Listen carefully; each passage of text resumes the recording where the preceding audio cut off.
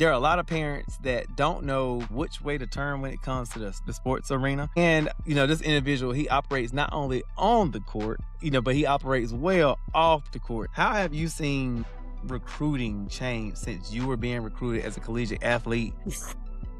And what ways can athletes and parents better their chances to potentially get in front of a coach to get recruited? Look, you said something on that. And it made me think about something. You ain't got to answer this if you don't want, but I'm going to ask you. How do you as a coach either aid and help the parent make certain decisions for their kid, or do you, when it comes to he comes every day, I've seen him play over the years, I've seen his nutrition plan, I've seen him come in early, but the ends just ain't meeting. The ends ain't meeting, and he might need to do another little sport, but he got the heart for it. Yeah. How do coaches find that fine line? My son really wants to go to play ball at the next level, but you know in your heart of heart, do coaches normally like sit back on that, or is it just like more of a personal preference of the coach? When you're trying to establish a whole new program, what is some of your coach hood? Yeah. Like, hey, this is non-negotiable. It is what it is. Effort. Ooh. Effort at the end of the day. Like, we got to know you want it. So that's a non-negotiable for me. And then being present. We can't get better if you're not there. If it's an excuse for not being able to make it to practice, to make it to workouts, to make it to weight, strength and conditioning. Respect.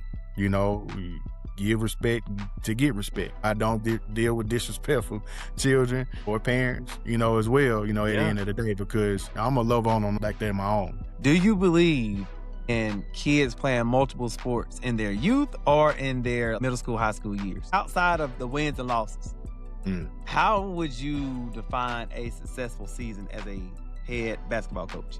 With your mom being a educator, being a principal, and then your dad basically being the face of a community. What is your take on the shut up and play? Because you are a person first, and you come from a well-established background with a two-parent household that poured into you. So how do you feel when you hear that statement at the highest level? I get it, Coach Hood, put it down. Put me in, coach, put me in. So it's kind of morphed over the years. Oh yeah, absolutely. I think you owe it to yourself, and the kids. I got the lights. I told you I was burning the midnight oil. So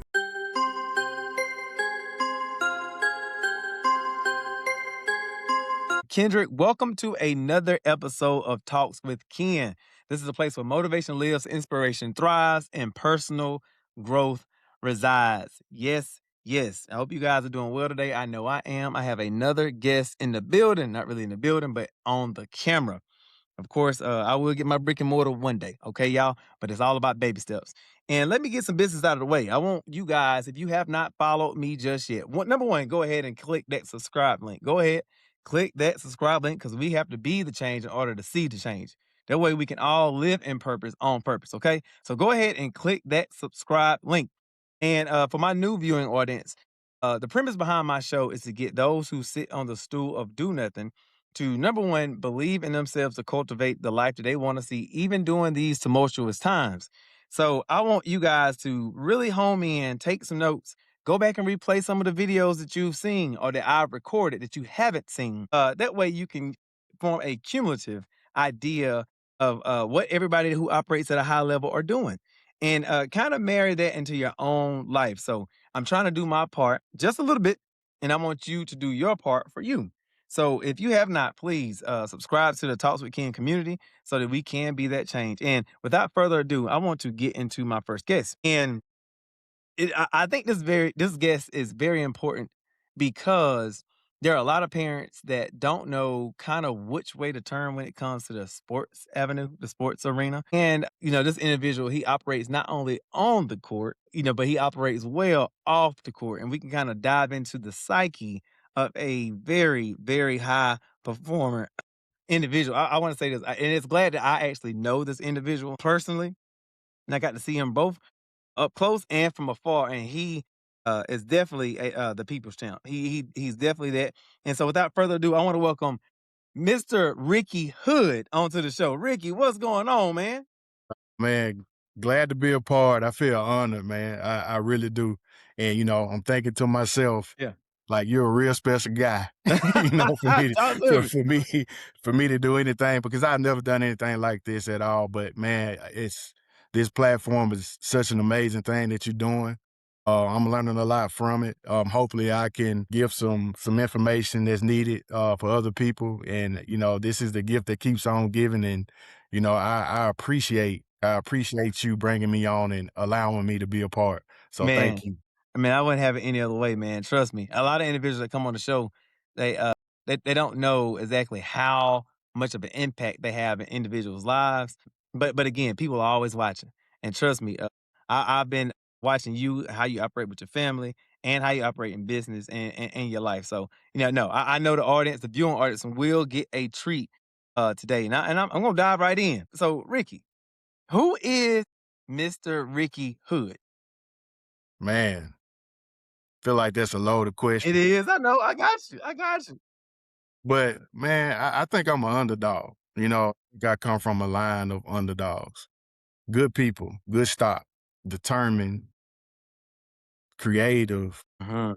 competitive, good spirited. At the end of the day, we all walk, this life looking and seeking purpose. And I feel like me foundationally, from where I come from, my parents, my grandparents, and so on and so forth, it's kind of helped form and shape me, mentally and spiritually, to walk through this life with purpose or an Mhm. idea of what purpose is. So, my dad say all the time, I'm your cheat code.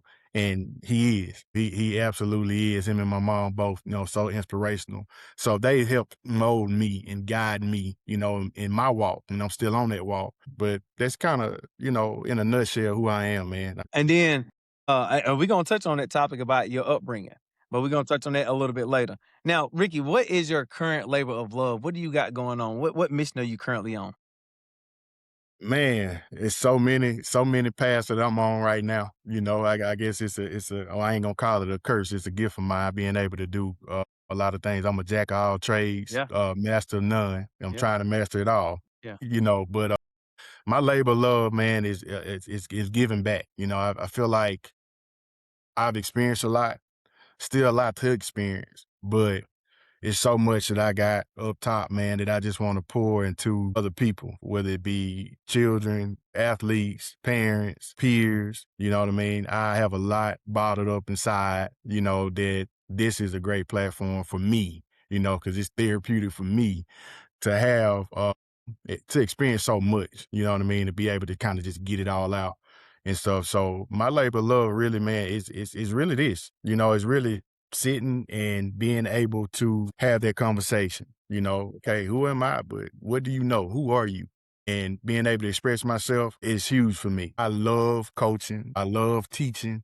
I love learning. Try to be an inspirational person if possible. Man, you said something big on that too. Jack of all trades. I think in my personal life as well, just becoming not only a man, but just a human being, you experience certain things at certain levels in your life. And then you kind of understand, like, man, much of the world and much of the things that I do want to try have been closed off or things that I have not tried just yet. So as you get older, you giving yourself permission to try all of these things. But I want to kind of, you know, dive into your coaching sector, but I want to point this out too before I get into that coaching area. You don't like you at the ball court. So that means you actually doing something else with your life. So, what do you currently got going on right now outside of coaching? Yep. So I'm a businessman. Yeah. So Yeah. at the end of Yeah. the day, I was fortunate enough to get a job through a relationship, and we may touch on it later on in Yeah. this Yeah. Yeah. in the pie. But I'm at work, putting in hours and stuff like that. I'm an account manager. I'm here, got a lot of business going on right now, which is a great thing for the company and stuff. Putting out fires, not starting any, just trying to get it done. So I'm burning the midnight oil, but doing something that is very, very, very again therapeutic for me. And a great use of my time being able to fellowship with Yeah. my boy Ken Yeah. today. Look, well, how do you find time to balance? 'Cause I know a lot of people ask me, how do you find time to balance work, your passion, which is coaching? then you also are a husband, and then you are a father to two handsome young men. How do you find time to do it all? Man, I'm on borrowed time. I don't find it. I just put my head down and do. You Uh, know, I've been trying to figure it out, but at the end of the day, every day is a day to get better, and that's what we try to do. Manage the time the best we can, and it's exhausting at times. You know what I mean? But again, it's purpose. It's something that you wake up, wanting to do. You know, chase that financial freedom, if you want to yeah, call it yeah. that. Chase that feeling, of giving back and being able to help support other people and stuff and help them reach their goals and also striving for ours too. So that part you never get tired of. It may Right. be tired some, Yeah. but that's pretty much it, man. That's so we energize abundance, man. We just try to find ways to recharge, reset, and get at it every single day. Now, Ricky, you are you help me if I'm butchering this or not. You are coming up on your second year as a head basketball coach at Greer High School, but this is your first time being a head coach. What goes into your love and passion behind the game of basketball? I got you. I'm a correct you Yeah, respectfully yeah, yeah. because I traditionally this is actually my third year as a head coach, basketball coach. So I was Correct, at correct. Yeah, Greenville Tech Charter before for 1 year. yeah, And yeah. then before then, untraditionally, I coached on the Nike EYBL, which is the top grassroots basketball circuit, in the country with pros and stuff Yeah, like that yeah. that played on the circuit and stuff. What gives you that love that you have to aid the community by coaching? Gotcha. Man, it's a part of me. It's in me. We're gonna unpack. It's in my background. I have a love-hate relationship, and I tell people all the time I do with basketball. I love it. It's not all I know, but it's done so much for me and my family. Put us in a whole bunch of different situations. We were able to travel the world around this game and stuff like that and help so many other people to reach other levels. That's the peak of it all. And we've also seen the lows of this thing as well. I get up and do it every single day because I feel like I have a gift. I see things differently as far as on the basketball court and stuff because I've played it at a different level, but I also have a open mindedness that a lot of people may or may not have. And I know that I have something to give. You know what I mean? So it's very important to me whenever dealing with youth because I come from a background with both my mother and father, dealt with youth. My mother being a retired high school principal, my father being the chief executive, director of the Boys and Girls Club for over 35 years. That's what they did. That's what we did. That's what we do as a family. So I take coaching and teaching, extremely seriously. So that's that's why I do it, at the Mm, end of the day. I got a lot to give. I know that I can help. I know that I can help guide. I know I can help, show the right paths and stuff yeah, like that. So yeah, again, that's one of those things that gets me out of the bed, and puts me down late, yeah, at night too, yeah. have sleepless nights and stuff a lot of times because I'm trying to figure out, how I can help the next one on through. And then so my viewing audience can understand like your background as well. Yeah, when I tell you he ain't new to it, he true to it. You've played basketball at many levels. Would you say that's a huge prerequisite in becoming a successful middle school, high school, college, professional coach? I Or don't or necessarily can one come off and like, hey, I seen the game from afar, but I can yeah. be the coach? I don't think it's a prerequisite. I think it's an advantage Uh-huh. that some may have, but passion, man, for this game and then the right tutelage, I think is a big plays a big key. You know what I mean? Following different coaches, how they build culture, the leadership aspect of it. You don't have to be the best ball player. You don't have to be someone with all this extensive, I've seen Hall of Famers be not so good coaches. You Red. know what I mean? Red. And also I've seen a lot of great coaches not be able my coach played tennis, in college. You know what I mean? But he's a multiple time SoCon champion. I mean, very, very, very good coach. Wise man, Yeah. love him to death, Coach John Schulman. But on the flip side of that, coach, Jeff Lebo, who's also coached me in college, was Michael Jordan's team, well, played in North Carolina, Michael Jordan's teammate. So I got two ends of the spectrum throughout my college experience. And I think both turned out to be very, very good coaches and still coaching, to this day and stuff. So I don't think it's a prerequisite. I think it helps, but also could play against you too, because that competitive edge, sometimes you think your kids should know and they don't know. So you got to teach. Look, while we right here, let me talk about this. Were you always a sports enthusiast? Did you play multiple sports? I did. I did. So just a little bit of background, Yeah, let's my talk to me. my mother, and I'm a brag on her, I love her to death. Is probably one of the best athletes ever. I'm from Meridian, Mississippi, y'all. So not a small town, small city, I say that. So we talking 40 to 60,000 people and stuff. So sports town, not unlike Greer, that people get around, get behind sports and stuff. But my mother was a track athlete. She played softball.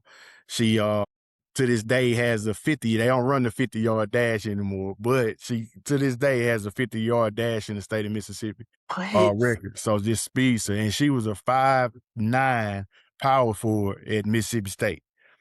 So extremely gifted athlete. My father from Montgomery, Alabama, same thing. Extremely gifted. I don't know, 45-inch vertical. He done broke a couple backboards in his career and stuff like that. So they met actually just like me and my wife met. And we talk about her a little bit later Yeah, as we gonna well do it. in college. At Mississippi State, so they both played at Mississippi State and then transferred to Murray State. And then my father ended up playing professionally overseas in Europe for about 9 years. So the first 8, 9 years of my life, me and my mom were going back and forth overseas, to Switzerland and Portugal, places like that, Italy, watching him play ball. You know what I mean? So that's part of my experience too as a young one. It was almost like a nun, no, so yeah, dad being in the Boys and Girls Club, man, that environment shaped me so much. It was sports every day. It was games every day. It was competitive. It was teamwork. It was leadership. So from a very, very young age, since I was 4 or 5 years old, I had a ball in my hand, whether it was a baseball, I get that from my grandfather, who actually was a Negro League Yeah. Wow, player and stuff back in the day. Oh yeah, it gets deep. Older cousins, my aunts, uncles. I come from a family of athletes. I really do. So we were all competitive coming up. So whether it was picking up a baseball, football, basketball, we were outside doing something. Not a whole lot to do in Mississippi, look, but we competed. Hmm. with you saying that, I think I already know the answer to this question, but I'm asking you anyway. I know there's and we're gonna dive deeper into this after we get into your coaching aspect. But I know there's a big thing to where everybody say you got to specialize in the sport, right? You got to spend so many hours getting so many cuts with the bat, getting so many throws on the field, getting so many shots up in the gym. Do you believe in kids playing multiple sports in their youth or in their like middle school, high school years? I encourage it for sure in the youth. I'm a strong advocate, because at the end of the day, we don't know. I thought I was going to be a baseball player. Yeah. That Talk was to me. yeah, man, I hit it a mile. It's either gonna be a 400-foot home run, and I'm talking at 10, 11 years old. I was hitting that ball or a strikeout for me. You know what I mean? So baseball was my thing early on. Played football, didn't have a love for it, and then basketball is something I was just gifted at doing. And that choice for me, I made in high school. But all three of those sports that I played early on shaped and molded who I, eventually became. So I Yeah. made that choice once I started to get serious about, basketball. I need to put, I don't want to use the term all my eggs in one basket, but Yeah. my focus and concentration, my path led me in that direction. It's getting extremely hard to do it now Yeah. just because all of these sports, people do them year round, you Correct. know, Correct. and yeah, those reps and you know, that you miss out on, over that 2, 3 month span, these other kids are they're getting, you know what I mean? So I don't think you lose a competitive edge, but the timing, you stepping back into a sport when they're already starting in their season and stuff like that, it's very, very tough to, to kind of catch up and catch that rhythm. And I don't know, and I'm just gonna say it, as you get older, I don't know if you really, really, really catch the rhythm that you really want to or reach that peak with spending so much time in another sport transitioning to the other sport without a proper or a true preseason and stuff. And that's the hard part. That's the part that, it doesn't feel good to Yeah, know that, man, I'm gonna get to a point to where I may just have to pick a sport and just grind it out, and go in that direction, as opposed to being able to play all of them because I love all of them.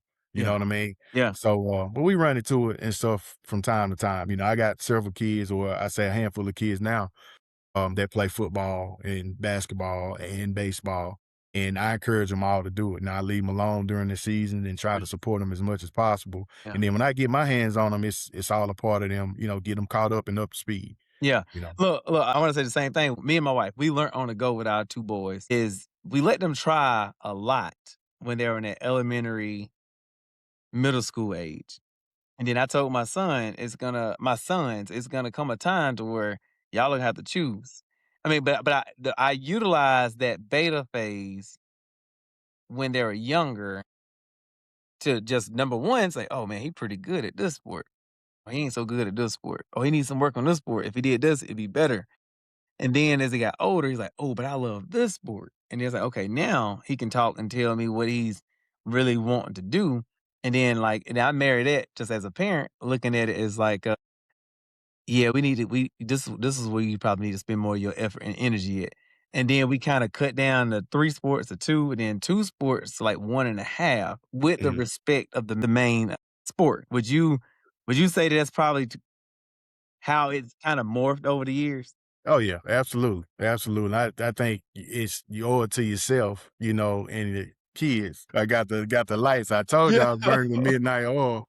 So When you're taking over a new program, what is the most important thing for you to establish first when you come to a new school or new program?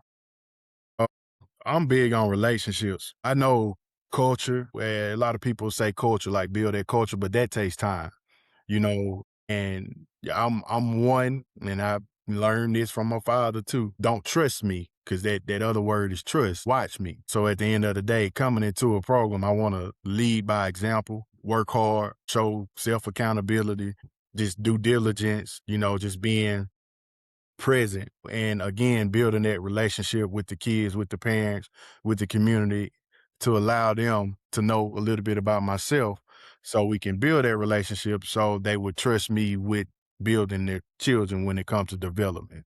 You know what I mean? So I'm big on development and big on putting them in a safe, nurturing like environment. I know a lot of times sports is, what I don't like about it, we kind of treat the youth and kids like little pit bulls and stuff. He's meaner and tougher and nastier, but they got to be allowed to grow.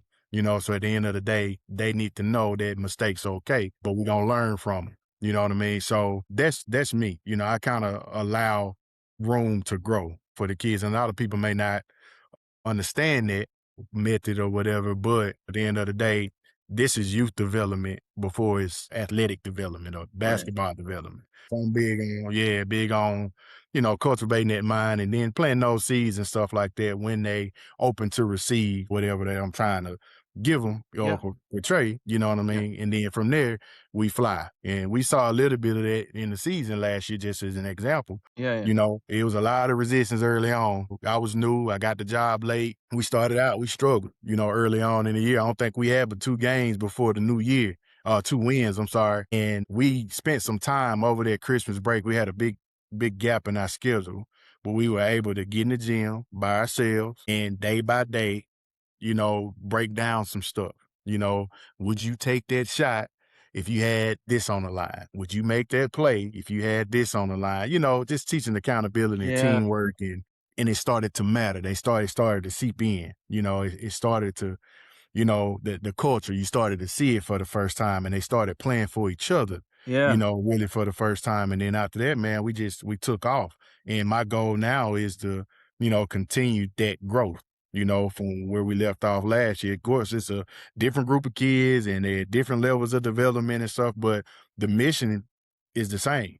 It's grow them mentally, it's grow them emotionally with kids in this era and stuff Correct. like that. Correct. Teach them teamwork, you know what I mean, and leadership. Like yeah, I player led teams are Yeah. the best teams. Yeah. Point blank here. I got the energy to do it, and I got a great support staff and coaching staff, but player-led teams are it. But they need to know how to lead. What are coaches' expectations? Correct.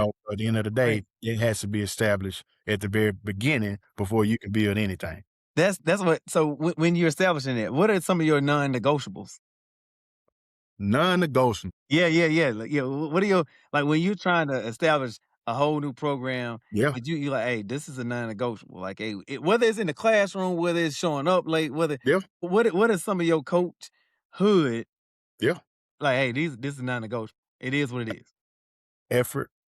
Oof. Yeah, effort at the end of the day. Like, we got to know you want it. So that's a non negotiable for me. And then being present. We can't get better if you're not there. If it's an excuse for not being able to make it to practice, to make it to workouts, to make it to weight, strength and conditioning. Respect.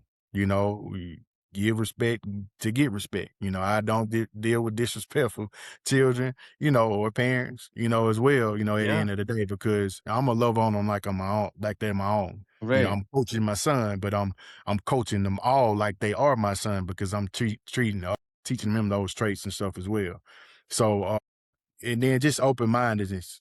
It's a non-negotiable, and I get it. Kids are different, been raised different mentally and again emotionally and stuff Yeah. like that. So, Yeah. it takes a while to get to that point to be able to for them to be able to trust the information that we're trying to pass along to them, but as we get that and they understand, what it is that we're trying to get out of them, I think I can add that to the list as well, but that too is a process. Man, well, look, you hit on something we told some kids today. That's a topic for another episode, but we probably gonna get into it a little bit. You know, but then like outside of the wins and losses, Mm. how would you define a successful season as a head basketball coach? Fight, man. Grit. I mean, that's Greer's thing. Grit. Come from I told a couple of people I'm not from Greer, but I'm Greer. I grew up again. I'm a underdog. I'm from poor state in the United States, Mississippi. At the end of the day, I didn't know that growing up, and I still don't feel that way. But that's our mentality. You know what I Yeah, mean? Coming from yeah. where I'm from, but it's fight. It's not giving up. It's still if the kids are trying to do what the coaching staff is asking them to do, and the effort is still there. The concentration, the intentionality is still there. At the very end, then I know I've taught them something. They learned something. Um, so for them, seeing hurt at the they cared. It mattered to them. To me, that's a very, very successful season. So, all wins and losses, they come, they go. Best teams on the planet. I don't know how fun it was to break a record going 28-0, but you gonna remember each and every season that you came out and you played your hardest and these stories and stuff that you're gonna be able to tell for the rest of your life. To me, that's what it's all about. It's about the journey. I like that. I like So that. That's very much what I believe about life. Like you said, like it's really finding joy in that journey. And that's part of the reason why I asked that question because everybody want to say we went 10 and 0, basketball 15, 18 and 0, something like that. mm, But it's like, did you grow as a person? Did you grow as an individual? Did we grow as a team collectively? mhm, Did we grow as a community? That's what I love about sports. that's right. And that's bigger than the wins and losses. Next question. How do you develop naturally leaders in your locker room? Is it more of a this person just came in ready to take control, or do you Mhm. kind of let them see how practices goes or organize events outside of the basketball arena go? Do you look at that, as a coach? How do you find those leaders of your team? So it's a mixture of both. And that Greer is a great example. You have kids that have this A-type personality and they're alphas, and they come in kind of ready-made. And again, we talking, player-led teams. Everybody kind of naturally follows that kid or those two or three that assume or take on that leadership role. Right now, with the team that I have now, we're young and we're still trying to establish who that is. Mhm. So I think it's team building exercises. I know it is. It's team building exercises, but also challenging them, putting them through the test, putting them to the test, and putting them in situations to see who's going to merge. How do they handle adversity? Who handles it the best? And then reinforcing that from a coaching standpoint with our coaching staff, reinforcing the great things that we see and putting them in positions like that over and over again to try to help build that trait that we see coming out of those kids. Each and every one of Mm. them, I think, has something that they can bring to the table. We do a thing traditionally before every practice, at the beginning and at the end, where we circle up. We talk about what is one thing that you can do to help your team win. I stole this from my wife, who also coaches and stuff, but what are you grateful for? What's your gratitude thought of the day? What are you thankful for? So we test their minds and stuff and make them think, and go inside, and kind of okay, who am I as a person? So it gets deeper than basketball. Yeah. We're talking about life and those natural traits that these kids have outside of the floor. You can actually use them on the floor. So we got to find ways to merge that together. And I think we do a pretty good job of that. Again, it's that safe space. Kids that are quiet in Mm. nature, but when you watch them, it's like, who is this kid right here? Okay, well, we need him to be more vocal. He leads by example, but what this team needs is somebody who talks. And if we can get him to talk, then that's going to be contagious. So we going to celebrate the fact that he's wild and crazy and loud and he's changed, and that's a part of him now. Now the other kids are going to come along as well because, hey, coach say if he talk, he going to play. So I might need to talk too. Ma So little things like that, you know what I mean, to get them, to get them, Wow. See, that yeah, that to that help them become better leaders and players. that's a part of, great coaching because you provided a space that they can be themselves and, being open and honest at Yeah. the same time because, Mm. breaking down those barriers, being able to trust each other, being able to, you basically compete and motivate each other during the same time. Man, I like that. I like that. Shout out to the missus on that one. How do have you witnessed or have you seen, or could you provide a moment to the viewing audience on what you've seen your team overcome the odds, whether it's a game, whether it's something at practice, or forming that bond? Yeah, I give you an example. And it took the whole entire season, and unfortunately, it ended on a loss, so that the last game of our season and stuff. So I try to formulate like my practices and even our schemes and stuff and how I approach the games, how we used to play in college. Dead balls and stuff. They allow teams to come in and huddle, put their arms around each other. They give them about 3 or 4 seconds to get a play call in, whether it be offense or defense. And we have this game we call free throw game in practice and stuff, where it's offensive possession. We start on the free throw line, just like at a foul shot. It gives an opportunity for the defense to get a play call in, and then offensive team to get a play call in. But they start that by huddling. So one group will huddle at the free throw line. Okay, what defense are we in? Then the other group will huddle right up underneath the basket. Okay, what's our play? What are we running? And I love the fact that those guys when it's 5 people on the court and we Locked got up. our arms around each other, Yeah. okay, yeah, we're together right now. Nobody's penetrating our circle. And when we played the final game, the last game, we lost in the second round of the playoffs against Lancaster. Forgive me if I'm saying it I wrong. say the same thing.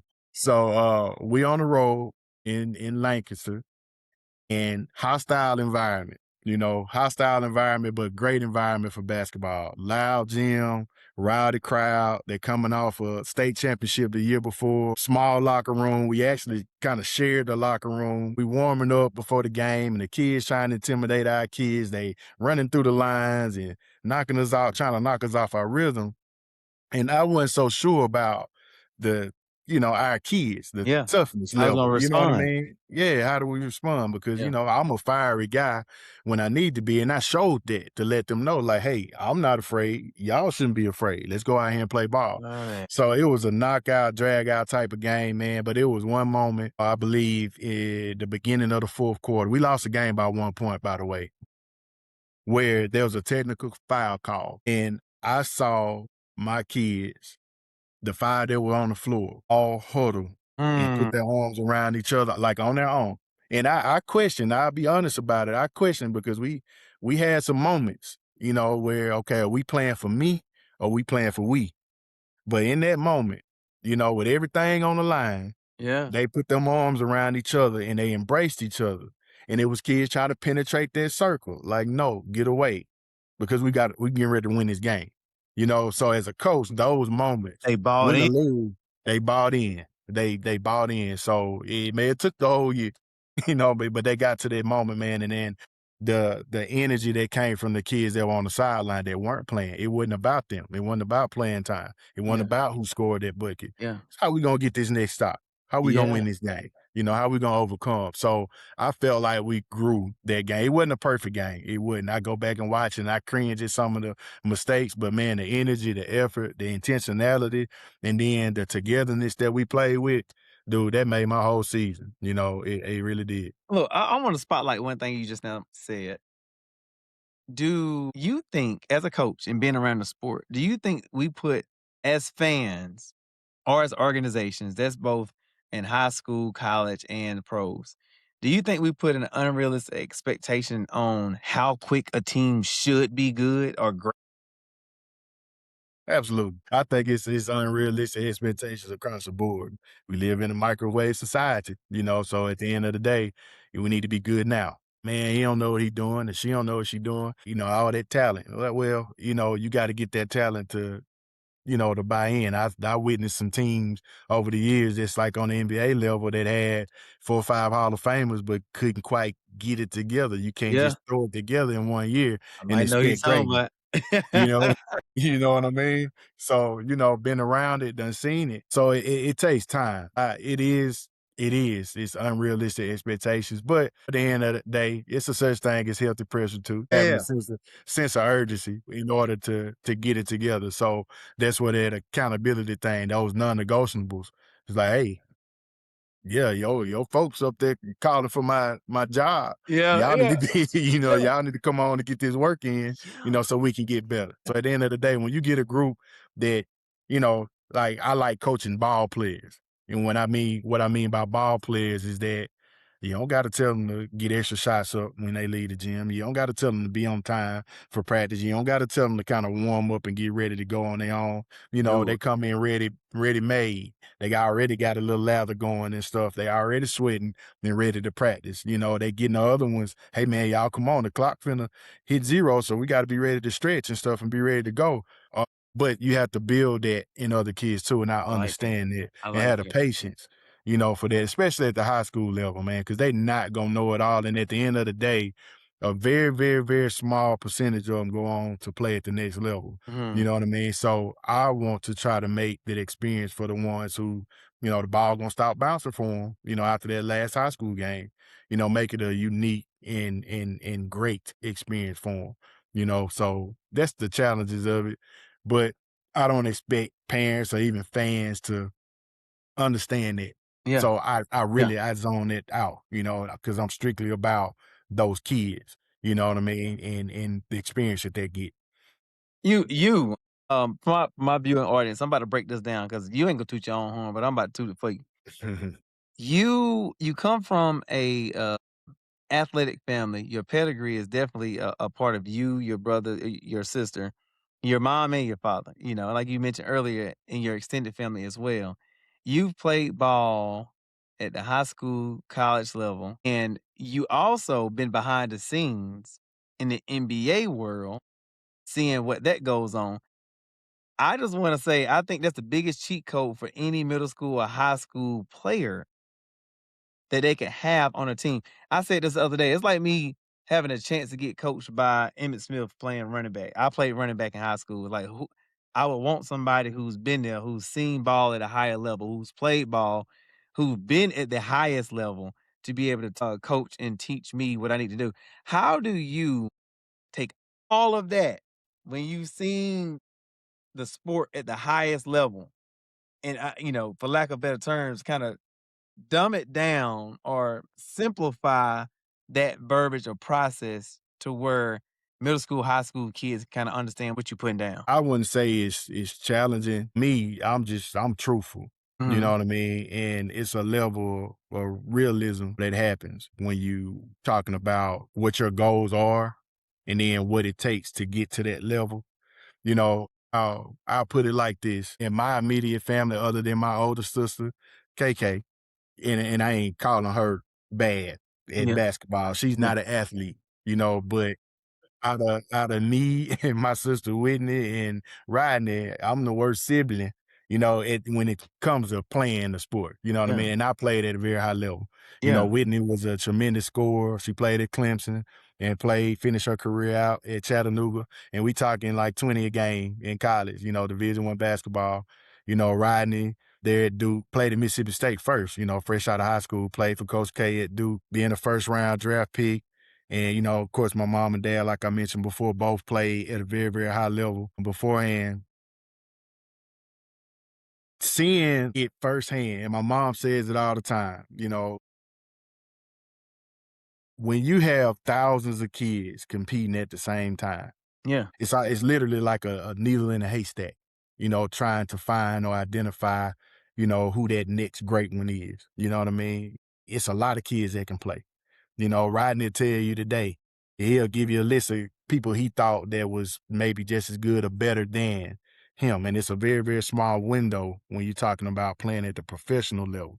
I mean, literally, your chance of winning the lottery, are better than trying to make it and playing in the NBA. And then even playing in college at any level, Yeah. is extremely difficult, to be able to do. So the work always is the work. Physical attributes and stuff, they matter. Basketball, to be honest, it's a big people sport. And you'll see that in different environments and stuff out there. And if you're smaller, then you got to bring something totally different to the table. You know what I mean? And it's happened over and over again, but those percentages or get lower and lower. You know what I mean? As it goes. If you tall and that's all, at some point somebody gonna give you an opportunity, but that part's gonna get figured out. So you got to be skilled. You got to have certain body type. You got to be, you got to have a certain build and certain oomph, Yeah. competitive edge, and Yeah. spunk about yourself when you playing the game. Man, I just try to be as realistic as possible, and then I try to show by example. Not only did I witness my brother go from a kid that nobody knew in the state of Mississippi, and he grew as a player, he grew as a person, he grew throughout his whole process of getting to where he is, come from being that needle, and coming up out of that haystack. And if I was to clump every kid in his classification together who all wanted to be NBA players together, I'm not so sure I can identify him. That's how many kids that are out there. You know what I mean? So um, I would encourage parents, travel ball, contrary to popular belief, it's necessary. If you're aspiring to be a college athlete or for your Yeah. child to Yeah. play at the next level, so you can actually see. And it don't matter which circuit. If it's EYBL, if it's Adidas, if it's Under Armour, Puma, New Balance, if you're independent, go to one of these showcases and just look at the amount of kids that are participating on a weekly basis. And you'll see that it's extremely, extremely competitive in order for them to get to that next level. So the the work is non-negotiable. The extra is non-negotiable. You plan, you working on your body outside of what you're getting in school. At high school, you getting team stuff. So you need to keep that same kind of or you need a different type of creativity in order to continue to get better individually and bring that back to high school and then bring that back to the grassroots circuit. So you're putting yourself in a position to show what your gifts are to coaches if you're able to get in front of them. And Boy, even then, it's how do you stand out? correct. What makes you different from the next kid? So those kind of conversations are key and are necessary with the kids and with the parents. And unfortunately, a lot of them don't get it because they're not able to really see it. But there are a lot of them, and I'm blessed to have a lot of kids now coming through our, you know, uh, system or whatever. Yeah. Yeah. They're younger but growing, but Yeah. are participating. They have saw and they have traveled and they have competed against some of the best kids in the country, so they kind of know what it takes. Boy, look, you said something on that, and it made me think about something. Hmm. You ain't gotta answer this if you don't want, but I'm gonna Yep. ask you. Hmm. How do you as a coach either aid and help the parent make certain decisions for their kid, or do you when it comes to man, I done seen this kid. He comes every day. I've seen him play over the years. I've seen his nutrition plan. I've seen him come in early, but the ends just ain't meeting. The ends ain't meeting, and he might need to do another little sport, but he Mm, got the heart for it. yeah. How do coaches find that fine line? I know you can kind of get away with the politics of it when you're in elementary, middle school, but when you're in high school, yes, you got the player development part, but you also got the my son really wants to go to play ball at the next level, but you know in your heart of heart, do coaches normally like sit back on that, or is it just Yeah. like more of a personal preference of the coach? My brother's thing is protect your dream. You know what I mean? And me personally, and again, this is what I come from. This again, youth development, child development. I'll never destroy a dream that someone has. You know what I Mm, mean? But I'll be realistic, and I'll do everything in my power to help them realize that dream. You know what I mean? Honestly, it's about being truthful. So if my goal is to play college, and I think most of the time, probably 95% of the time, those kids, you get to a point to where it starts to sink in. I'm a junior, I'm a senior, I don't have any looks, I'm not getting recruited by anybody, not a whole lot of traction and stuff going on. And they kind of buy into just being a really, really good high school player. For those who do want to go, okay, well, me personally, I have relationships with college coaches, with junior college coaches and stuff. I have asked for feedback on certain kids and then giving feedback to those kids or to those parents as to what the coaches are looking for and what they need to see more out of that person, and I'm a strong advocate for if one door closes, there's other doors, so let's try this. Maybe it's not Division 1, or maybe it's Division 2. Maybe it's not Division 2, maybe it's Division 3. If it's mm, not there, okay, let's see if we can go JUCO.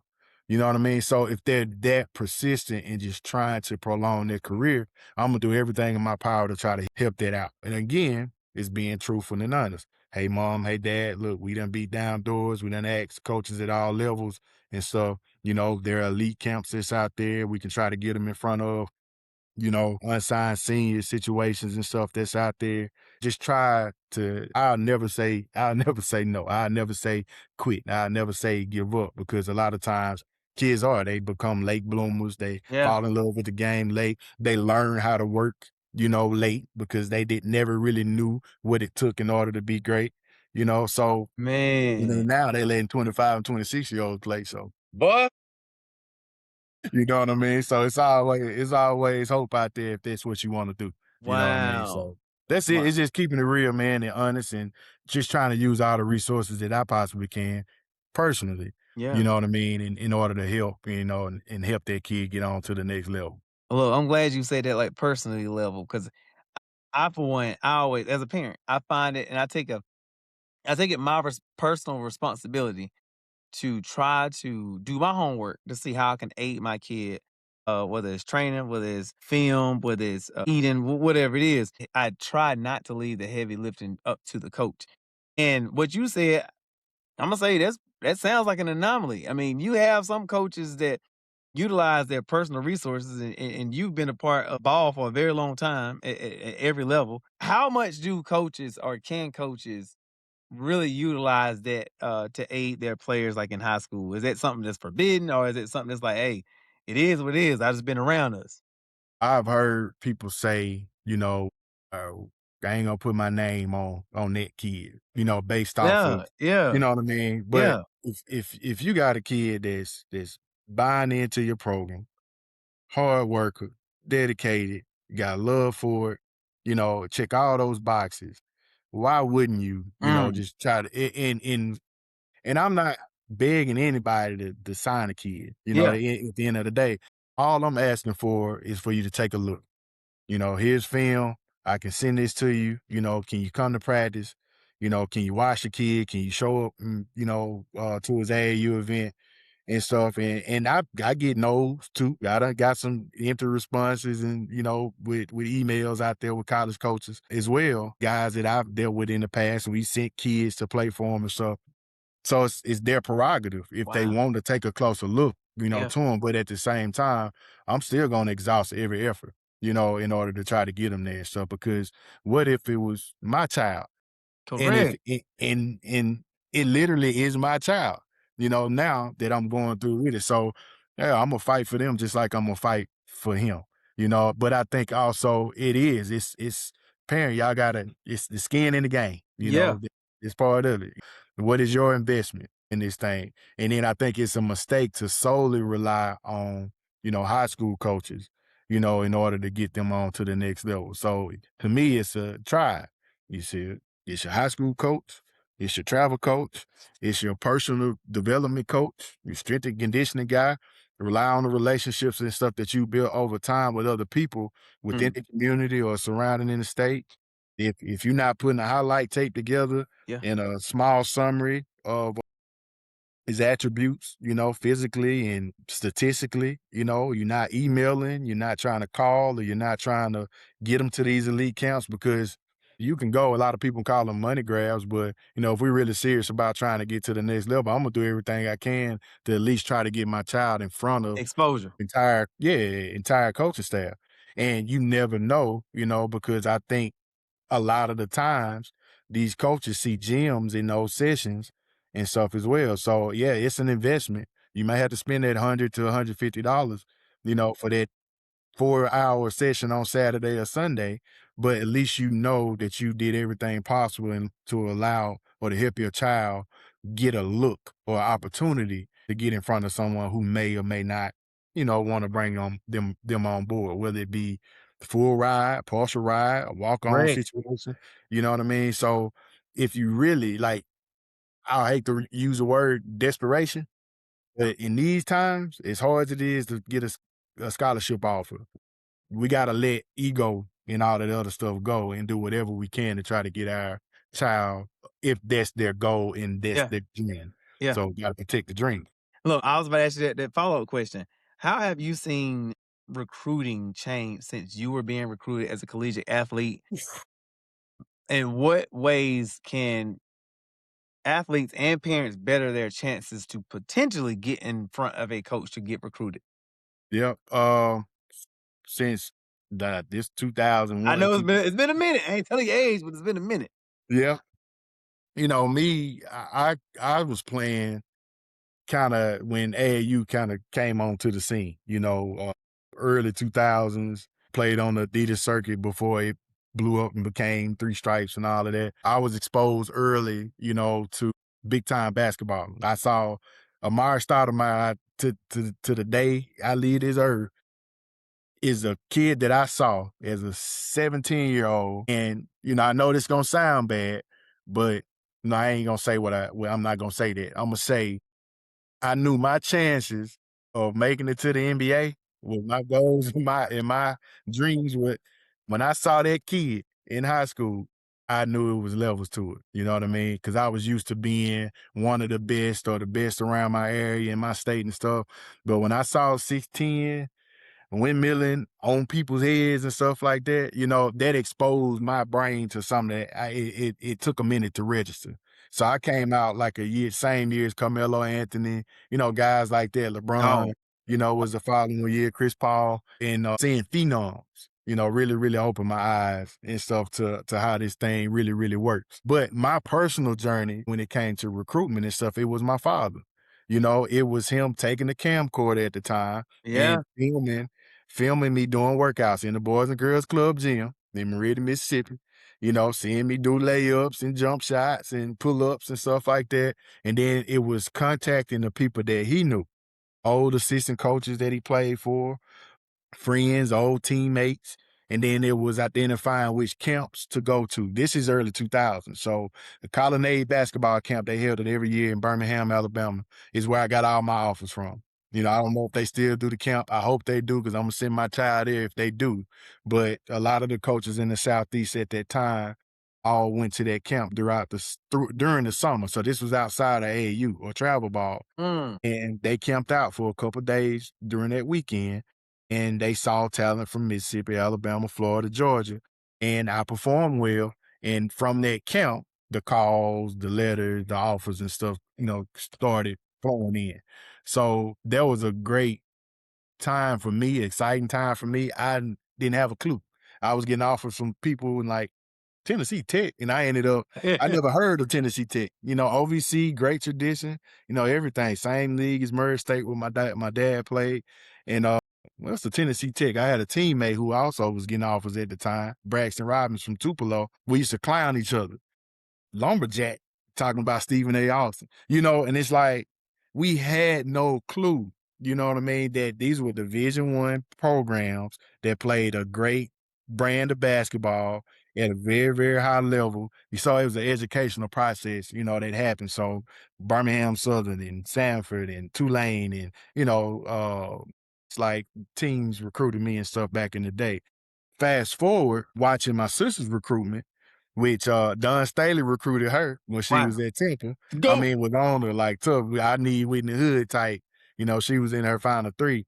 But watching, her process as an athlete who was a major Division I athlete or a Power Five athlete, go on to play in the ACC. Coaches, again, her thing was being invited to a top 100 camp that they held in North Carolina. So right place, right time. Name on that list, coaches see big power forward who can shoot, their skill. We need to be on her. And, her legend kind of grew from there. And then with Rodney, similar to, he started early. Early on in his process, he played with one of the top eighth graders. And this is another thing too for parents is, it ain't always about being the best on your team. We see all the time great teams that have multiple kids that go and play college ball. They can only sign one scholarship.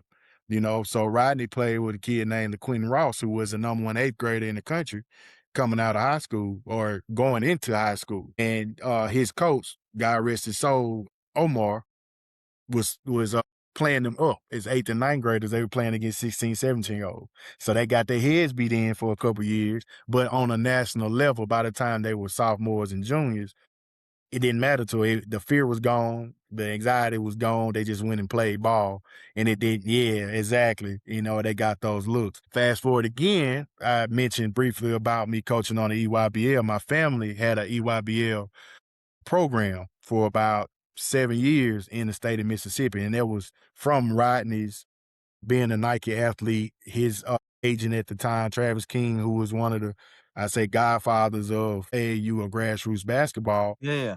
showed us how, to get on that circuit. At that time, we had about 15 teams, 5 girl teams and 10 boys teams from the age of 9 all the way to 17, traveling across the Southeast and eventually the country, playing on a very, very big stage.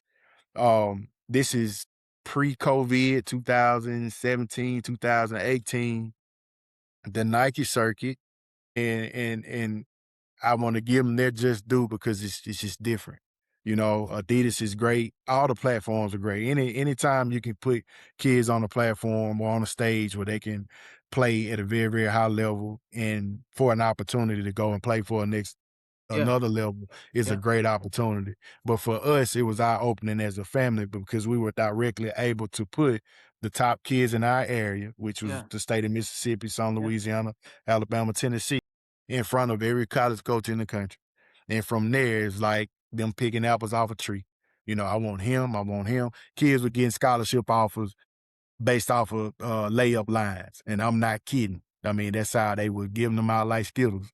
Not that they were bad kids or coaches did a poor job evaluating, but, again, that stage, they figure if you're there and you're playing, then you are the top and cream of the crop. Let me Wow. see and see if I need this shooter, this athlete, this big, and then, it's off to the races. So So what I'm hearing from you is number one, cultivate yourself to be a number one above average athlete. Be one of the best players on your team, your area, your state. Get into that funnel mhm. of I'm gonna use the example that you said. That top 100 in the country, top 150. You got to have the film. Have somebody say, "Hey, that guy, invite him. That lady, invite her to come to this camp." Would you still say that for basketball, that is the best avenue in which, or just like, hey, just shotgun your film on social media, Twitter, or all of Yeah. the above? All of the above. So I think your presence, like social media presence, is big. That helps carry the word and get word out to other people because you never know who knows who. It only takes one coach to like you, but at the end of the day, like granddad used to say, you can't catch a fish if you ain't got a hook in the water. You know what I mean? So I I'm like putting it. multiple hooks out, and try to, get that attention and stuff. So it's playing on the right grassroots circuit, where you are able to get exposure from coaches and or scouts. Scouts are playing a very pivotal part too. Now, people, it don't matter what the scouts say. Yeah, it does. It really does. Mm, Those stars matter. But even if you don't have a star, having someone, anyone to advocate for you to these coaches and to these programs is a plus, in this day and age. The biggest part is you got to be able to play. So it's a non-starter if they don't identify you and look at you as if you can play at that level. So that has to be a non-negotiable. That has to be a given, and if you can play, how do I bring this talent or this skill set to light? yeah, What is your specialty? yeah. So it's that. It's YouTube. Start your YouTube channel. Post your games, post your highlights. You post makes and misses. Show who you are, defensively, offensively. You never know what these programs want. This team may need a shooter, and that's all. That's what they're looking for. So if you're a shooter, then you need to be shooting the cover off the ball and showing them, and then you need to be in the gym working outside of what you're showing social media wise, getting up 500 shots a day. So when it's time, to put that film together, that ball, that net not moving because you shooting the cover off of it. You know Yeah, what I mean? The camps, I think, is a very, very plays a very big role. You may not be able to get in the top 100 camp or the elite Nike camp or the elite Puma camp, but you got camps like Prep Hoops, you got camps like Phenom, so it's gonna be a little investment, but those this in our area, platforms do a great job of highlighting, kids and stuff when they come through their camps and stuff. And they do a great job too of trying to build them a profile. So building a profile on their platforms, for football, you gotta help me. What's the platform for football mostly when it Huddle. Oh, you got Huddle, it- you got well, Twitter, yeah. Yep, Huddle. Yep, exactly. So Huddle, but they got a whole bunch of secondary programs that will put your whole player yeah. profile out there. Yeah, that's it. You know what I'm saying? So again, we talking about hooks in the water, and then it's reaching out to these programs, to these coaches, and even if it's cold calling, I do that now, even with Guilty. mine. Yeah, I cold call. Hey, it's a number on this website. I'm going to every school.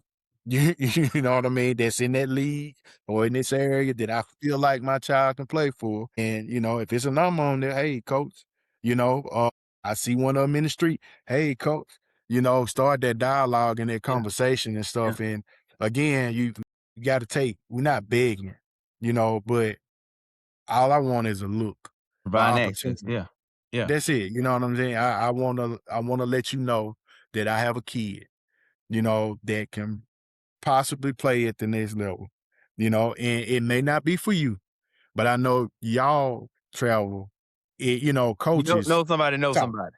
Yeah, exactly. Their friends, their teammates, their Yeah, peers and stuff like that. yeah, Well, yeah, we don't need him. We can't use him, but man, it's a kid here that can go. So I think you need to jump all over him. He can really, really help you. You know what I mean? yeah, So yeah. word travels. So it's networking, it's being there and being present. What would you say, because you mentioned AAU. Yep.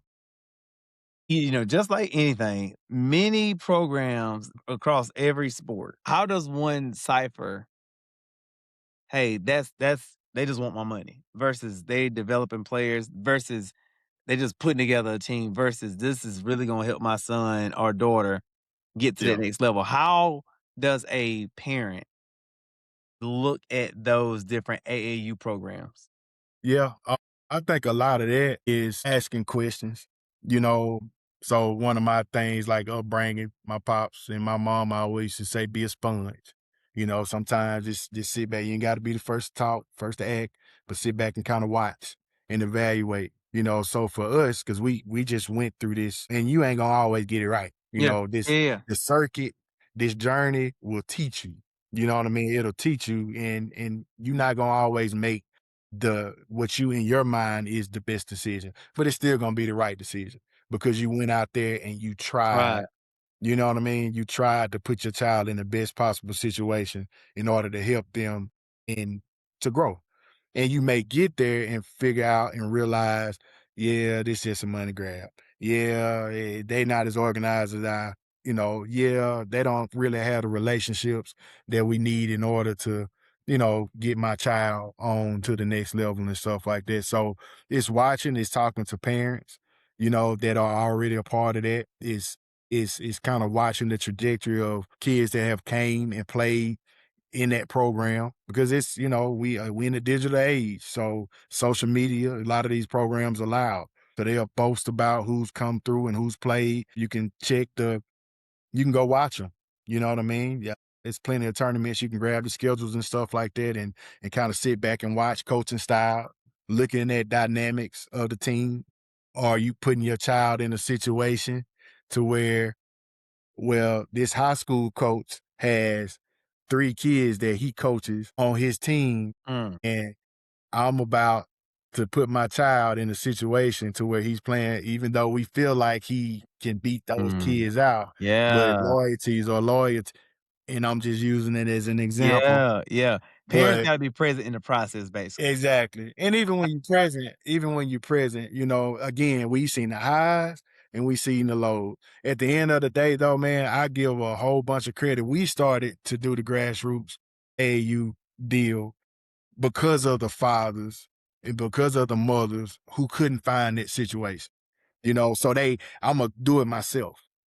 So you see them scraping every penny, every, barbecue, fish fry, car wash, anything they can possible because they wanna provide an opportunity for their child that they may not have been able to get elsewhere because of whatever reason, politics, somebody felt like they wasn't good enough, they was treated unfairly, whatever the case may be.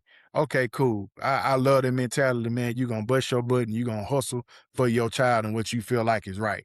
You know what I mean? So we came into it to establish a situation to where it was fair. We had 10. Yeah, 10 might be too big of a number for how things work now. You know what I mean? But we had 10 on a team. All the kids played. You played in that first half, you had to earn it, but you played in that first half, second half, you had to earn the right to play in the second half. You know what I mean? I like Skin that. in the Yeah, game, yeah. yeah, y'all gonna Yeah. have to you gonna have to pay a little something. You know what I mean? Eventually we got to the point where they didn't, especially the Nike kids and stuff like that. But you always have to vet who your children are around. And if it look like a duck, quack like a duck, it's Yeah. probably duck. And Yeah. we need to find a different situation for them. You know Yeah. what I mean? And that's okay. At the end of the day, that is okay. You don't find what you want early on. They gonna play on a whole bunch of different teams. I don't even know the number. Okay, Rodney played for Mississippi State and he transferred to Duke. All right. It worked out for him. He get to the NBA, play for the Jazz, play for Cleveland, played for Portland, played for Milwaukee, played for the Clippers, played for Toronto. So the kids are gonna have a plethora of teammates. You know what I mean? So I got you. everything is transactional now from year to year, and it's been like that in the pros. It's been like that for a long time in college, and now more so than ever, it's in high school. So you're gonna be making decisions year to year based on the ebbs and flows Yeah. of how this thing is moving. Yeah. So you just have to adjust and trust that you're making the right decision. And what you can't forget about is that the work has to be the consistent part. Your child has to continue to grow and get better.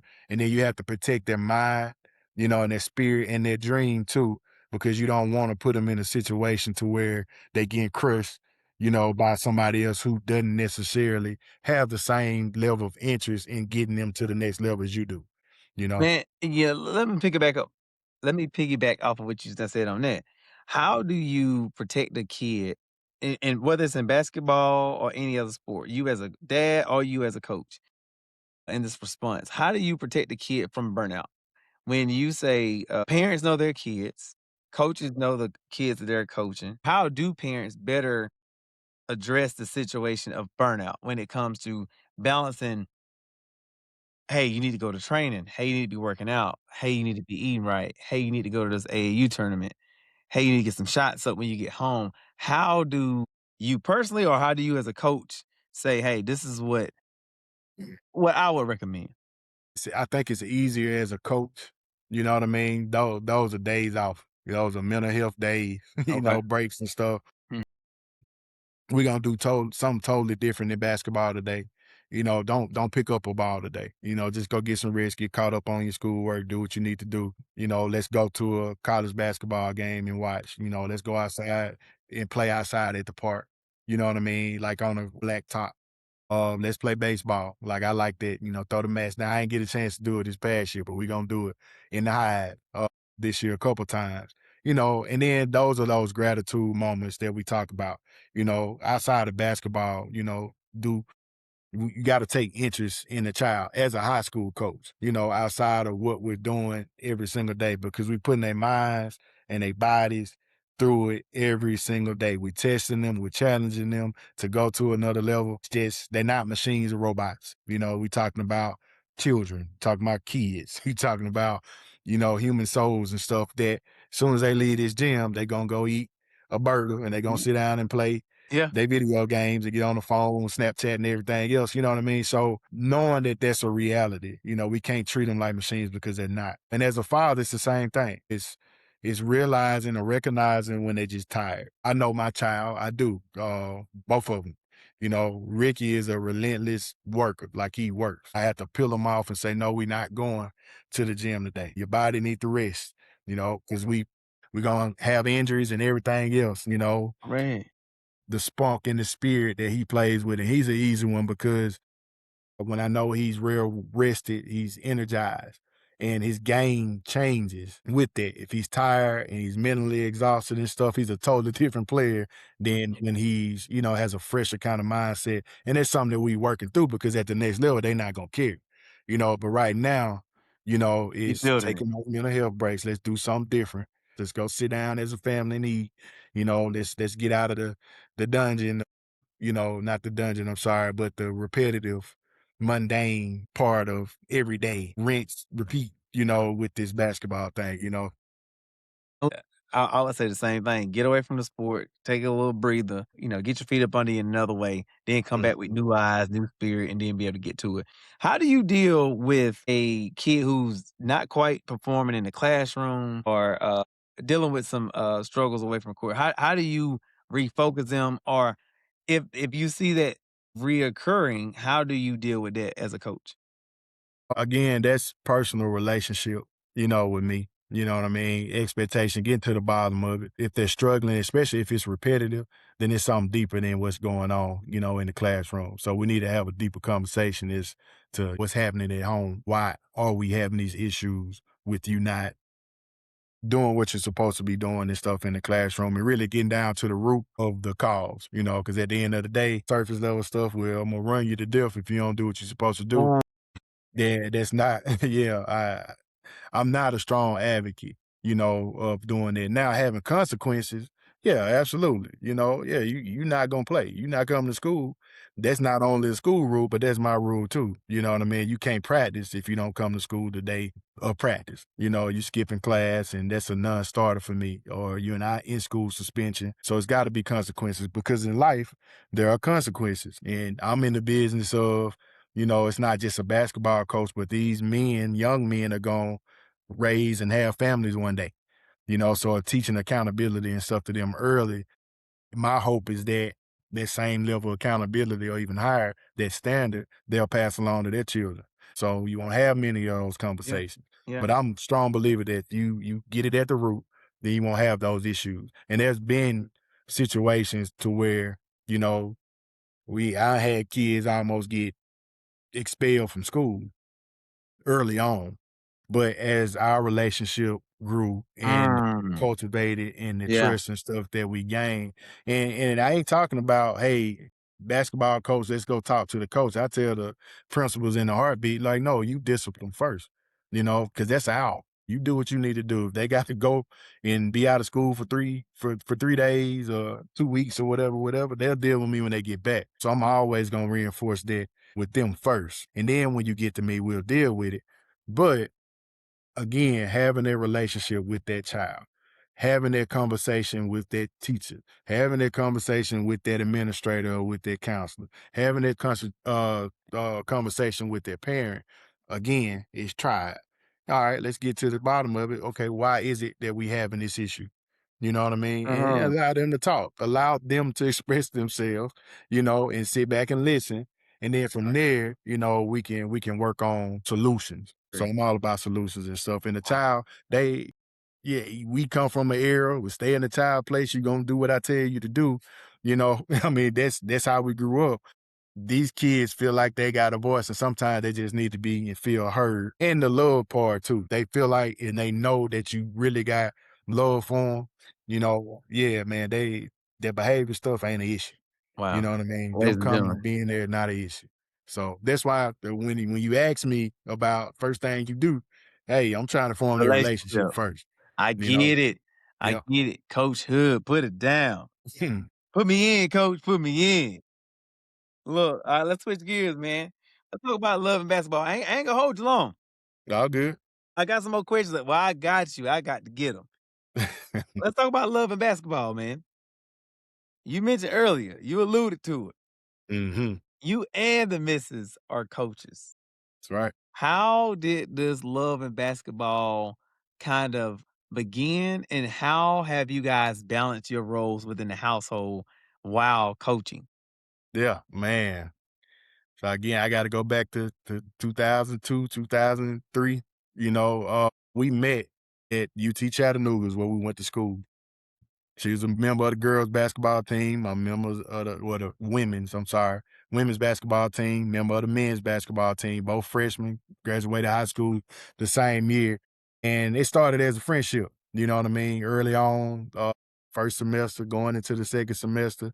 And I think it was our freshman year around Christmas time when everybody else was off campus. The distractions was gone. It was just basketball team, basketball and winter sport. And that's when we really started to like, you kind of hit it off, and started to get serious and stuff after that going forward. So we dated all throughout college, from, our freshman year on throughout. So she actually, I redshirted a year. So she graduated a year before I did and was a general, a GA, my senior year or yeah. She graduated. She finished playing a year before I did. She graduated in the fall. No, I'm sorry, in the spring. I graduated in the fall, but I had a whole nother year to play. So I was in a master's program. She was in a master's program, and so after I got done playing, and I bring Coach Garrett, Tracy, who's also one of our colleagues Yeah, here yeah, and stuff yeah, like yeah. that. I'm gonna call him my boss, my coach. Was an assistant coach for me at the time at the UT Chattanooga that ended up coming to SC Retail based off a relationship that he Yeah, formed with the yeah. Burgess family while he was a player at Furman. And he's a part of the family, because of the relationship with Great. Mr. Burgess's kids and stuff, Tyler and all of them. My senior year, Coach Garrett said, "Hey, Ricky Hood." He came to watch me while we played Furman. They were in our league and said, "Hey, if you don't want to chase basketball when you get done, I might have a situation for you. I might have an opportunity." I was a business management major, so it kind of made sense. So once I got done playing, Nicole was a GA. My coach asked me to be a GA. Yeah, I had some coaching, aspirations and stuff at the time. She was working at Coca-Cola as I think as a dispatcher. And I was working at Coke on the Coke line. And for Wow. all my people that, that's in the industrial world, if you ever worked at Coca-Cola on the Coke line, you working 6 days, sometimes 7 a week, 16, 17 hours. So paychecks look good. But for a 22-year-old, it was hard, man, working third, you know what I mean? Yeah. And coach told me, he's like, "Man, I want you to be a coach, but I can't pay for this, I can't pay for that." I'm like, "Dude, I earned this scholarship and got through school free until this point. Now you telling me I gotta go in debt?" Like, and I know that's part of it, but at the same time, I'm getting serious with Nicole, and I'm looking at a situation to go into a field that I actually went to school to study. And I ended up taking a job at SC Retail right out of college. And Nicole ended up going to Dorman, your stomping ground, Yeah, yeah, to yeah. be an assistant coach. So it all kind of worked out. There you go. It all kind of worked out. So we moved to the Greenville area, which is not so foreign to her because she's from Anderson. But my first time living in South Carolina and being, this part of the country. But from there, man, it happened. Life happened. The next step was us being engaged and being married, and then Ricky came, and then Rocky came, and throughout that Nicole has a more traditional path when it comes to coaching, in that she was an assistant coach at Dorman. She was a head coach at Dawkins for a couple years, then went back to Dorman, and then eventually ended up in Malden. And when she was in Malden, I ended up helping her, you know, as an assistant. And then Rodney got drafted. And when Rodney got drafted, they was like, "Hey, bro, I need you. Come on." So we uprooted. Rocky was a newborn at the time, my youngest son. And we uprooted and moved across the country to Utah, Salt Lake City, Utah. Me, my 5-year-old and newborn, and my wife. And that kind of started our journey post, you know, I guess I don't want to call it post, but post South Carolina. Yeah, But we correct. find our way back. Correct. We Correct. we took our journey. We lived in Salt Lake City. We lived in Cleveland, Ohio. We lived in Atlanta for a little bit, and then we came back here and been here for the last 4 years. Back in our original home and stuff that we bought. When we moved down here. And you So guys came back coaching. yep, came back coaching. So and Nicole spearheaded that too. While we were gone, I failed to mention that that's when we started at Grassroots. So it wasn't traditional high school. But, for almost 7 years, our family, MEBO, Mississippi Express, was based out of the Boys and Girls Club of East Mississippi. That's right there in Mississippi. But we had 15 teams. So we worked as director and coaches, both of us. And we held some of the biggest camps, I'll say, in the Southeast. We were hosting 400 to 500 kids like every summer in my hometown. We That's use huge. every gym in the county, to be able to do it. We were busing kids here and there, and it was all free of charge. You know what I mean? So again, you're talking about, a family that understands what an opportunity or do for a Yeah. child, for a family, and exposing them to all that kind of stuff. So there was a Wow, grand I didn't know journey. that. That's Yeah. that's like literally aiding the community. Because one of the questions I didn't ask, Mhm. was how do those who less fortunate get that chance to get that exposure, get that experience, and that's definitely put your money where your mouth is, Mhm. that's huge, man. That's pretty dope. Yep. Yeah, no doubt. I mean, we spent a lot of money, you Yeah. know, on it, but we utilize the resources that we had. My dad was used to dealing with numbers, like with a bunch of kids, because you see it 1,200 of them a day, with multiple clubs and stuff like that. A lot of experience of moving a lot of people, and then also exposing them. Like my background or my memories as a youth coming up in the Boys and Girls Club, and this is why he is unique. I remember going and traveling. This is from Meridian, Mississippi, to Houston, going to Astro World and Six Flags, going to Orlando and going to Disney World, going to Atlanta to first Braves game. So he understood, taking a child out of, an environment just for a short period of time to allow them to see something else, or change the whole mindset and stuff like that. So Yes. we do the same thing with basketball, like first trip abroad out of this country was to Europe. And I can say that I lived there and I got memories. I smell the markets. And when I think about it, the bread and the fish and the meats and stuff like that, That's because amazing. I've been there. You know what I mean? I've been to China, with Rodney and stuff. I've been to Portland and Washington and, I travel the country and stuff, Yeah. just seeing and taking in and soaking up like that sponge because that's what my father and my mother taught us to be. You know what I Yeah. mean? Just Yeah. taking in. And then as I'm taking all this stuff out, this is why I say again, full circle, it's therapeutic. I got a lot, wound up in me and stuff. And I just want to be able to, get it out so other people can grab onto it and possibly, have similar experiences. And they may get a different, different experience from Yeah. it, but at the end of the day, it's all about your journey. But mine has been great surrounding this game and stuff like that. And then family is the biggest piece, with that. So Look, how yeah. do you and your wife, Nicole, do your coaching philosophies differ? Or are they the same as when it comes to the core of who Mr. Hood is versus Mrs. Hood? Funny you say that. They are very similar. Yeah, we had the same role like at school. Nicole was and don't let her I ain't say this, but Don't worry, she ain't gonna hear it.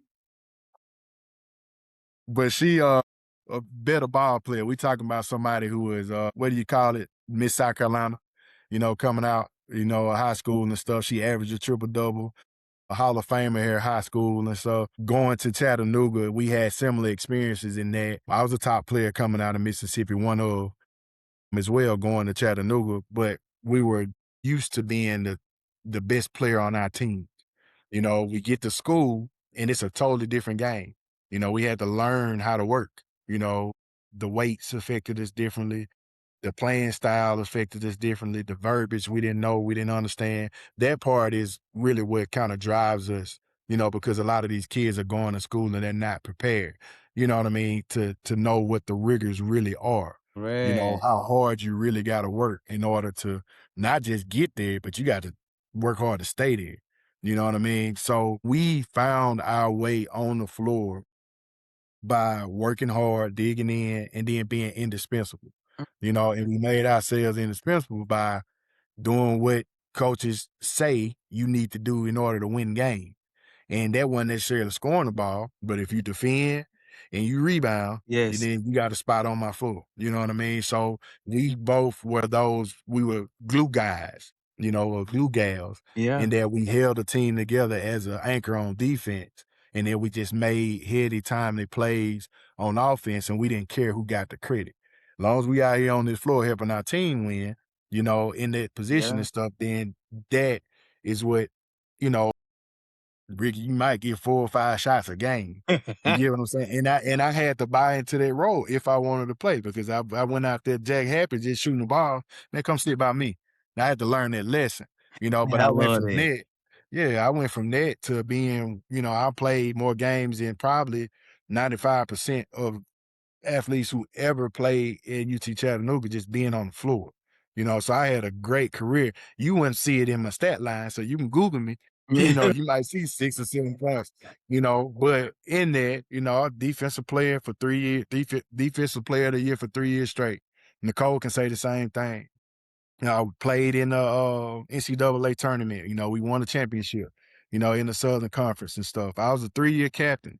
So sophomore, Wow. junior, senior year, and Nicole as well. So our imprint was leadership, selflessness, doing whatever it took to help our teams win. Yeah. And then we were going to defend and rebound. We were protectors. We were protectors of our teammates, and then we were an extension of our coach. Essentially, we didn't play point guard. Nicole played some point, but we're another, like another point guard on the floor, which helped us stay out there. So elite defenders, rebounders for our position, and then we were just competitive. I mean, just extremely competitive. Good people. We kind, but we in between them lines, and you ain't gonna hear us say a word other, but you gonna hit them locks and them shackles, Yo, you know. yo, did you and your wife ever have those friendly wagers?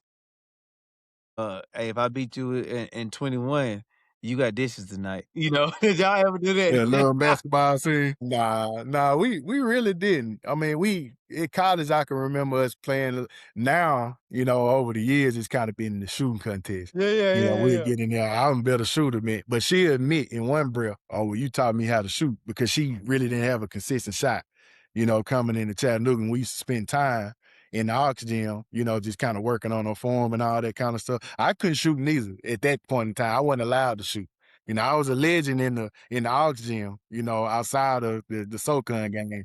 But now that she got it figured out, now she the one that's the shooter of the family. Right. So we had those kind of battles. But I grew up around it. Man, my mom and dad, man, yeah, man, Seen your dad on something you shared. He yeah. didn't miss. And they Yeah, ain't talking about like at 30 years old, y'all. yeah, How old is your father? 60. Yeah, right now he's 60, 66. Yeah. Y'all, green, Uh-huh. and it was never bottom. I seen the video. Yeah, I seen it. yeah, I said, "Dang, yeah. he still got Just it." confidence, man. It's confident. My daddy, he personality bigger than him, and he 300 pounds, 6'7".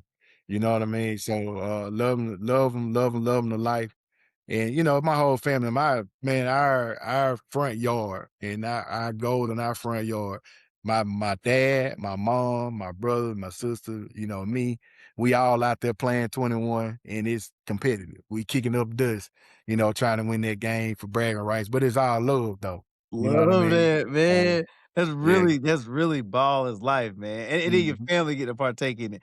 Man, with Yeah. that, Imma get to some of these questions, then we'll close out. Yeah. With your mom being a educator, being a principal, and then your dad basically being the face of a community. We'll get to that on another episode. Yeah. But with him being that for, Mississippi, and then your mom being in her role, Mhm. and you being an athlete, right? Growing up in this whole, athletic family, you can choose to answer this or not. Mhm. But what is your take on the shut up and play? Because you are a person first, and you Mhm. come from a well-established background, with Mhm. 2-parent household that Right. pour into you. What do you say when or how do you feel when you hear that statement at the highest level? Man, great question. Real, raw answer. I hate when athletes are ostracized for viewing for expressing their opinions and thoughts. So and I ain't gonna say you alluding to, but the last example would be like the Jalen Brown situation. Correct, You know, correct. I mean, he has extremely intelligent person, and player. And at that level though, it's about entertainment. You know what I mean? It's entertainment. I won't say too much because I got I got that's for again for another conversation, and this is the sad part too because it's like, I'm coming and I'm censored because, I had a brother play, in a very public position and stuff. So he had situations, where he kind of stood up for what he believed in, and it didn't help his case, to get on the floor, get that next contract and this kind of, and this is that and the other. We see a league, at that level to where veteran guys are kind of weeded out. You don't see a lot of older players and stuff on these rosters. They're younger now, not to say that they're being taken advantage of, but we see over and over again, silence and just go play kind of gets rewarded, but boisterous and, you say inspiration or whatever, it's like, no, we're not here for that. You know what I mean? So I love the fact that these guys, the veteran players or the retired players and yeah, recently retired guys yeah. have podcasts. Ooh, So I do that too. yeah, so they can share their experiences and stuff and, the narratives that were formed, for them and how controlled they really were and stuff. And I get it. And I hate using the term devil's advocate because Yeah, again, you're talking about a machine in the business. Yeah, conglomerate, yeah, yeah, the yeah, billion-dollar platform, yeah. and we got people speaking against us that's a part of us. We can't have that. Mhm. So at the end of the day, we're gonna have to pump the brakes. So you're gonna have to pump the brakes. You're not gonna be a part of it anymore. You know what I mean? So, but that said, there are still ways to impact, to educate. That's what we tried to do. You know what I mean? And we did it till we couldn't do it anymore in terms of those camps. It wasn't just we gonna go play basketball. We offered a 3-day Friday, well, 2-day, yeah, Saturday, Sunday, all day events. It wasn't just skill work and playing, but we invited people in to speak. Our family spoke. Yeah. Rodney spoke. He brought in other NBA players and stuff and told them the truth. He had agents speak, in these platforms and stuff like that to educate people face to face as to what the rigors are with the things that you can run Ah, into, just life experience, the importance of education and taking care of your body and getting proper rest and those kind of things. So, you know, there's a way. And right now, the world is showing us that they're not quite ready Mm, for these athletes that are actively participating in the sport to come out and show that they have a personality outside of what they see on the commercials and stuff. You know what I man, mean? you Mhm. yeah, mic drop. Yeah, yeah, no, no, you answered that. You answered that. Yeah, I figured I answered that question because you've been a part of it for a very long time, and Yeah. you know, he ain't gonna say it, but highly educated, well spoken individual right across from me who come from good stock, y'all. Who come from really good stock. And I have my own opinions about that, but I do share your sentiments in that. Last question before I get to the final questions with Ken. You are a father to one of the area's top athletes. How do you keep him rooted and grounded in this process? I think Ricky is already kinda rooted and grounded, and I say that because he's experienced heartbreak. Hmm. You know, a lot of people may not know that. No, Ricky's missed out on playing for certain teams.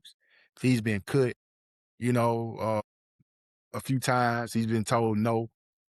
And this is coming to a kid that's coming from a family where his uncle's an NBA player. Dad, mom played at a high level, high school coaches and coaching pros and stuff. Um, Host camps, do basketball, work out all the time. You know, it's all through his bloodline. So the kid that he is today is strictly based off of the work that he's put in. You know, the edge that he plays with, and he's still developing, he's still learning. The game's still slowing down for him, and I don't know what level he's gonna play. You know, our hope is that he continues to play ball at the next level. You know, so there's a healthy amount of, I ain't gonna say fear, but you know, we're optimistic, but cautiously optimistic about his next step and, you know, his path and his journey. But he's got something to prove. So it's not, I've already arrived. You know what I mean? So I think his already arrived would never come because he's already rooted in his hard work, I you know, love it. his family, you I love know, it. from who his parents are, Yeah. you know, who his grandparents are. Like poorest country, poorest state in the I country. love it, You know man. what I mean? Yeah. Grandmama, yeah, projects, mama side, projects, daddy side. Like we truly get it out the mud. And yes, he's experiencing things because of his uncle, because his parents are, you know, traveled a little bit and stuff like that. But Ricky gets it out the mud as well. So he's a greedy kid. And I don't worry about him getting the big head because at the end of the day, he's chasing something. I can see it in him. You know, and so I don't necessarily worry about that. So I'm just gonna allow him to grow into who he's gonna be and continue to help guide him, you know, as much as possible. Wow, man, you give me a lot of insight, and and I think I just not lied to myself because with you saying that, I got one more question. Then we got three. With the transfer portal, has it really affected the one and dones or the number of scholarships coming to high school players? Have you seen that difference recently? Absolutely, absolutely. Drastic difference. Drastic difference. One, from the college to pro side, more of them are staying in college because they Mm, able to make more money in college now than they can, you know, betting on themselves going second round and hoping that a team signs them and stuff and going on that journey prematurely, but it gives them more options. You know what I'm saying? So it helped the college players tremendously in that they can stay longer, you know, they can make the money, they can, you know, experience those moments and stuff and, you know, just that pre-adulthood and stuff, you know, you can stay on that path, but also, you know, learn how to manage your money and finances and stuff without having total freedom as a pro or a professional athlete. So it helped them tremendously. And then for high school, it drastically changed the path of that high school kids have to, not all, but a lot of, and I would probably bet on most of them having to take now. And we're seeing that in that, you know, more of them are going to junior college, more of them are going to D3, D2, you yes. know, and even Division One basketball has changed. The quality of the sport has changed. It's more competitive now. But we're also seeing kids that are, you know, going to more prep schools, you know, so they can extend their career, so they're reclassing to stay in school a little bit longer to better their chances of getting scholarships. Man, we're seeing reclassing kids that reclassing in the eighth, ninth grade now, so they can get an extra year of high school as well. And that's not a local thing or a trendy thing. It's been That's going right. on for a few years and stuff now. So the whole landscape has changed now. So, I think the people who benefit from it the most will be the ones who kind of, I hate to call it a trend because it's not a trend. I mean, it's really the way it is now, until those rules and stuff change, which they won't. They'll evolve. But, at the end of the day, it's all about putting yourself and putting your child in the best possible situation to extend their playing career. And whatever that is, Right. whatever that path is, Yeah. you got to go at it wholeheartedly. Or, yeah, again, that ball may stop bouncing, and that's okay. It ain't for everybody. Correct. You know what I mean? But if you wanna be a part of that world, then, you have to adjust. Okay. Man, hey, thank you. Thank you. Thank you. Now, no more being a liar. I got it. I got it now. Let's get to these final three questions with Ken. What is something that you know now that you couldn't quite grasp from your parents, your coaches, or former teachers when you were growing up? They're the blueprint. Ooh. My dad, he says it all the time, and I'm seeing him, he's saying it to my kids, he said it to, my brother and my sister and stuff like that.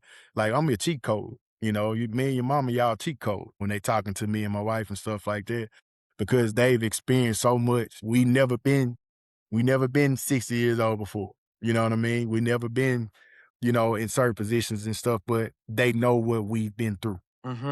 And I didn't understand that as a youth. As we get older and we have children ourselves, we having those same conversations.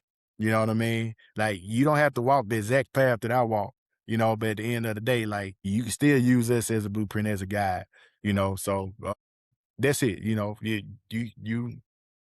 We your blueprint. I love that. I love that. We the blueprint. Hmm. Yeah. Yeah. Oh man, you better use that, man. Next question. If you had a billboard that everyone in the world had to read for 5 seconds, Hmm. you had the billboard. What would it say? Keep pressing forward. Ooh. So that's like hieroglyphs for us, for me and my family and stuff like that. Keep pressing forward. So perseverance through adversity, through it all. You got to keep moving. Keep your head up. Is Life is a roller coaster. We want to go this way. Life happens, stuff happens, but at the end of the day, keep moving one step at a time. Attack life with love and laughter and everything, and Yeah. and experience it all. Wow. Experience it all. I like that. Keep pressing forward. And then last question. What do you see yourself in the next 20 years? Woof. Grandfather. Yeah. I see in 20 years, What does your grandfather, life look like? happily, still happily married, Yeah. ranch style house with a garden in the back, traveling, to see hopefully our sons and nephews.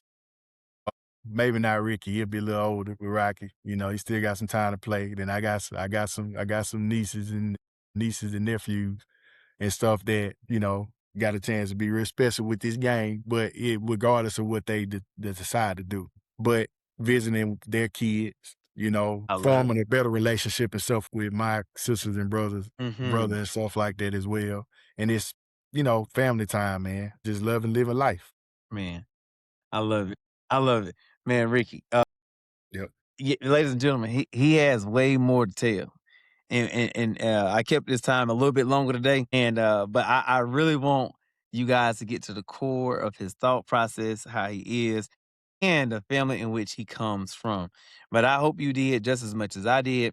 Took some notes. I know you taught me some stuff about the world of basketball, but you also taught me some stuff about how to mentally persevere on and off the court. With my viewing audience, while we got them, how can they, number one, help any kind of basketball organization, or is there anything that you're affiliated with that you want my viewers to tap into? You can support Greer Athletics. Talk to 'em. If that would be awesome. We're doing some really special things around there, not just with the kids that we deal with now, but our youth camps are going to continue to grow and stuff over the years. Every dime, every dollar that you give, go right back into these kids and right back into the community. So we got some great ideas coming up, some 3-on-3 tournament ideas coming up, some clinics and camps, shooting camps and stuff like that. So that will be awesome.